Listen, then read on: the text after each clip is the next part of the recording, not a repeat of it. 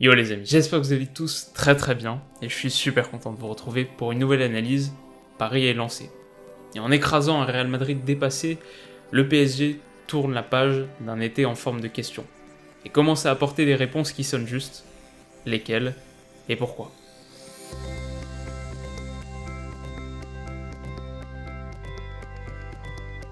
Alors il y a beaucoup de choses qui ont fonctionné dans ce match, mais si on doit tirer un enseignement fondamental, et si on doit illuminer une réponse qui peut peut-être être conservée telle quelle jusqu'à la fin de la saison, c'est sûrement ce milieu de terrain, Marquinhos, Gay, Verratti. On fera un point individuel dans quelques minutes pour évoquer notamment les prestations de certains qui ont évolué à un niveau très élevé, mais globalement je dirais que la combinaison de ces trois éléments a donné une saveur plus complexe qu'on l'imaginait. Marquinhos a considérablement progressé dans cette zone. Et au-delà de ses interventions défensives en mode essuie-glace avec un tacle, une interception, un tir contré, 3 dégagements et aucune faute, c'est surtout sur le volet offensif que j'ai trouvé performant. Alors dans ses choix de jeu déjà, mais peut-être surtout par sa capacité à maintenir la pression sur le but du Real en recyclant leur dégagement. Voilà, j'ai souvenir d'au moins une situation où on le retrouve assez haut sur le terrain, assez proche de la surface adverse, et où il arrive à transformer, je crois que c'est une relance ratée de Carvajal, en un second ballon super intéressant pour Paris. C'est une attaque qui aboutit pas, qui est dégagée, et il se baisse, passe de la poitrine, un peu contrôle passe de la poitrine, tout de suite donc les deux aspects de Marquinhos, le volet défensif, couverture, mais il arrive à tout de suite recycler ça en quelque chose d'intéressant offensivement, donc c'est du choix de jeu, c'est de la qualité technique, et c'est un des aspects qui montre qu'il peut être confortable à l'idée d'évoluer un cran plus haut sur le terrain. Alors Idrissa Gueye ensuite, bien sûr, on va y revenir très vite, mais au-delà de sa performance individuelle phénoménale, ce que je trouve intéressant, c'est qu'il est un bon complément de Verratti sans être son antithèse. C'est pas comme si t'avais un pur destructeur et un autre créateur, vrai joueur de ballon. Les deux sont capables de briser des actions, les deux sont capables d'en lancer, de se projeter très vite et très bien vers l'avant, ce qui fait que t'as un entrejeu parisien qui est pas asymétrique, qui penche pas plus d'un côté que de l'autre. Et donc, point positif, en phase de récupération, Paris n'est pas particulièrement déséquilibré, et en phase de construction, Paris n'est pas particulièrement lisible ou prévisible. Alors certes, Verratti a touché 115 ballons, record du match, mais Gay 90, ce qui en fait le troisième joueur le plus actif de la rencontre, derrière seulement Toni Kroos. Voilà, je pense que ça faisait un petit moment qu'on n'avait pas vu le milieu parisien montrer autant de signes de satisfaction. Et quand on pense par exemple au Liverpool des 2 dernières saisons, avec son milieu de terrain talentueux, mais peut-être surtout besogneux, avec ses Henderson, ses Milner, ses Oxlade par moment. Quand tu penses à cette Ligue des Champions qui est capable d'aller aussi haut dans les tours, et quand tu te souviens des performances à Anfield où tu as souffert dans cette zone, pareil contre le Naples d'Alan, quand tu te souviens aussi de Rabiot, très talentueux mais terni par son gros manque de volume, on peut estimer que tu viens d'apporter une réponse de qualité à une question qui était assez récurrente. Alors maintenant, je pense pour autant que c'est pas nécessairement un chantier qui est définitivement réglé. Voilà, hier soir, t'avais quand même en face Casemiro, Kroos, Rames, qui est sûrement un des entrejeux les plus faibles en matière de volume que tu trouveras chez un cadre européen. Je pense que ça va souffrir chez plus d'équipes que le PSG cette saison. Et puis, t'as aussi une question fondamentale, c'est à quel point cette zone et l'équilibre que t'as trouvé dans cette zone va résister au retour de tes stars. Dans ma vidéo de samedi dernier, j'imaginais plutôt une paire Verratti-Gay devant la défense pour te permettre d'aligner ce que Tourelle appelle ces 4 fantastiques. Mais dans l'hypothèse où tu conserves le même milieu qu'hier, qui est-ce que tu sors du lot? Neymar ou Mbappé, ça paraît impossible, je pense pas que ce soit particulièrement souhaitable.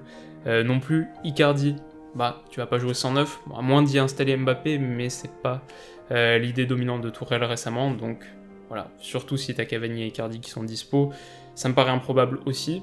Il reste donc Di Maria, qui est sûrement le plus menacé des 4, mais en même temps, quand tu vois sa performance d'hier soir, quand tu vois le niveau qu'il est capable d'atteindre dans les grandes confrontations, et puis c'est aussi un des protégés de Tourelle, c'est un de ceux en lequel il a une grande confiance depuis le début, voilà, ça paraît compliqué. Donc, finalement, est-ce que ce trio, Marquinhos, Gay, Verratti, tout couronné de succès qu'il est-ce qu'il est appelé à disparaître assez vite? On verra. Bon, déjà, il va continuer au moins en Turquie pour la seconde journée face à Galatasaray où Neymar est suspendu. Et puis, peut-être, mon prono, c'est que Tourelle va trouver quelque chose pour continuer à le faire durer un petit moment encore. En tout cas, ce sera une question passionnante à suivre. En revanche, même si le personnel change et si l'organisation subit quelques modifications, il il faudra veiller à conserver le même état d'esprit. Sans ballon, et à l'initiative soit de Sarabia, soit de Di Maria, Paris a développé des phases de pressing remarquables, a montré beaucoup d'envie, de courage, de sacrifice. C'est des valeurs qu'on est moins habitué à voir quand Neymar et Mbappé occupent les ailes parce qu'ils sont souvent déchargés du travail défensif, à voir si ça continuera. Alors c'est une question que je trouve super intéressante, parce qu'au-delà de se dire que c'est nécessairement un caprice de star ou le symbole de la supériorité morale des bosseurs sur les génies, voilà, c'est une question où on a tendance à placer pas mal d'affect.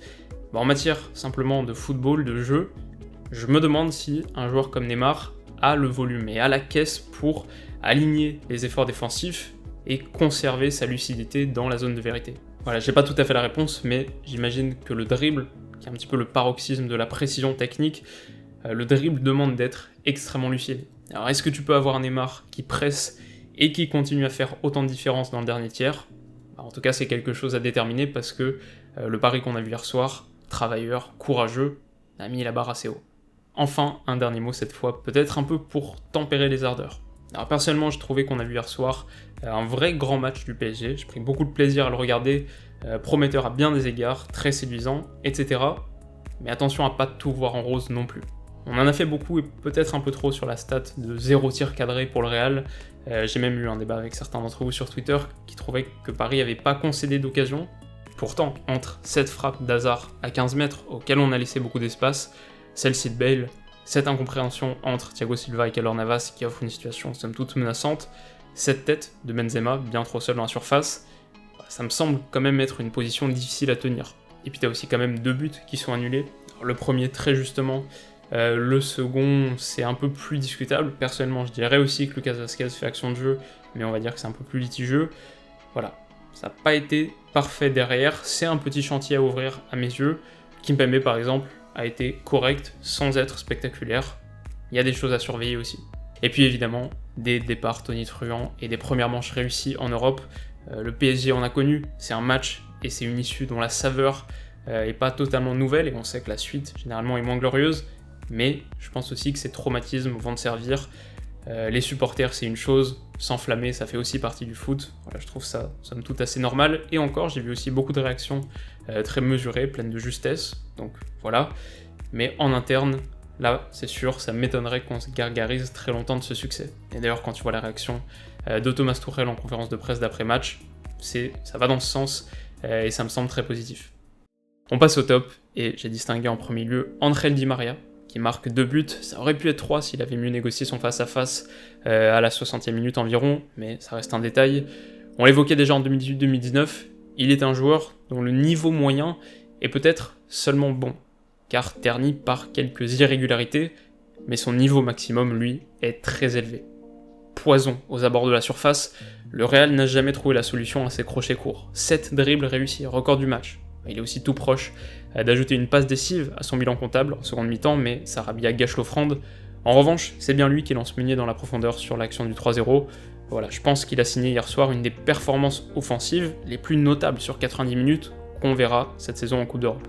On fera bien sûr le bilan en temps voulu, et il reste beaucoup de matchs, mais je serais étonné qu'il soit très loin du top 10. Un mot également pour sa qualité de frappe depuis l'extérieur de la surface.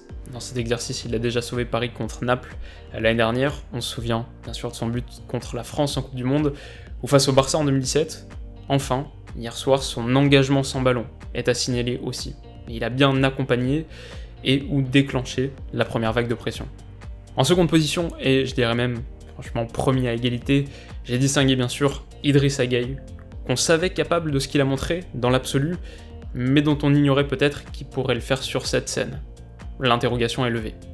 Hier, aucun duel perdu, 6 ballons récupérés, record de tacle avec 8, record d'interception 2, à l'image d'une prestation défensive immaculée, mais aussi 3e plus grand nombre de ballons touchés, record de passes clés et de passes dans le dernier tiers, une passe décisive pour Di Maria après un contrôle orienté acrobatique de très haute volée. Il a éclaboussé le Parc des Princes, crevé l'écran, s'est affirmé comme un joueur de calibre C1, sans l'ombre d'un doute. C'est une performance qui apporte des réponses aux observateurs, comme à Tuchel, mais qui en pose une tout aussi décisive. Est-ce là vraiment son niveau moyen ? Alors, je sais qu'il y a une tendance dans le monde de l'analyse qui consiste à évaluer chaque joueur en écartant son meilleur et son pire match. la suite de l'histoire sera très intéressante. Enfin, on aurait sans doute pu accorder un mot à Bernat, décisif et inspiré, comme très souvent en C1. On aurait pu mentionner Marquinhos, qui continue de progresser et a prouvé qu'il était une option viable un cran plus haut. Personnellement, j'ai beaucoup aimé Sarabia, ultra disponible entre les lignes et capable de quelques gestes de grande classe. Et il faut souligner aussi le travail d'Icardi. Super déviation sur le premier but, à la fois précise et suffisamment appuyée pour conserver le temps d'avance gagné à la construction, et surtout plus généralement, il a pesé sur une défense souffrante. Physiquement, grâce à son travail de haut but, mentalement, par la menace qu'il incarne, on aurait donc pu distinguer tout ça, mais je pense qu'il faut saluer les choix de Tourelle.